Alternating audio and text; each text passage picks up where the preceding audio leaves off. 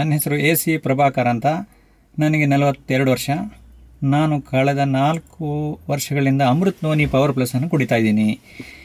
ಈ ಮೊದಲು ನನಗೆ ನನ್ನ ಬಾಡಿ ವೆಯ್ಟು 74 kg ವರೆಗೆ ಇದ್ದೆ ನಾನು. ಒಂದು ಸಾರಿ ನನ್ನ ಲಿಪಿಡ್ ಪ್ರೊಫೈಲ್ ನೋಡಿದಾಗ ಟ್ರೈಗ್ಲಿಸರೈಡ್ಸು 355 ಇತ್ತು, serum cholesterol 290 to 300 range, plus haemoglobin ಸ್ವಲ್ಪ ಕಡಿಮೆ ಇದ್ದು ನನಗೆ ಸ್ವಲ್ಪ ಸುಸ್ತಾಗ್ತಾಯಿತ್ತು.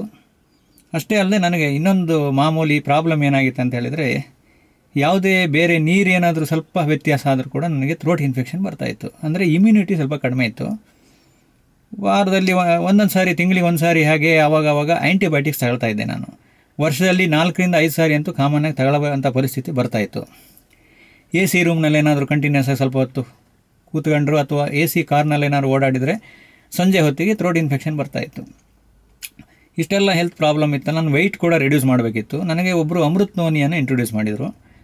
ನಾನು ಆ ಅಮೃತ್ ನೋನಿ ತಗೊಳ್ತಾ ಈಗ 3-4 ವರ್ಷ ಆಯಿತು. ತಗೊಂಡು ಒಂದು 6 ತಿಂಗಳಿಂದಲೇ ನನಗೆ ಅದರ ಬೆನಿಫಿಟ್ ಸ್ಟಾರ್ಟ್ ಆಯಿತು. ನನಗೆ first of all gastric problem ಸ್ವಲ್ಪ ತುಂಬ ಕಡಿಮೆ ಅಂತ ಅನಿಸ್ತು. ಥ್ರೋಟ್ ಇನ್ಫೆಕ್ಷನ್ ಆಗೋದು ರಿಪೀಟೆಡ್ ಆಗ್ತಾಯಿತ್ತು. ಅದು ಫ್ರೀಕ್ವೆನ್ಸಿ ಜಾಸ್ತಿ ಕಡಿಮೆಯಾಗಿ ನನಗೆ ವರ್ಷದಲ್ಲಿ 1 ಅಥವಾ 2 ಸಾರಿ ಬರ್ತಾಯಿತ್ತು.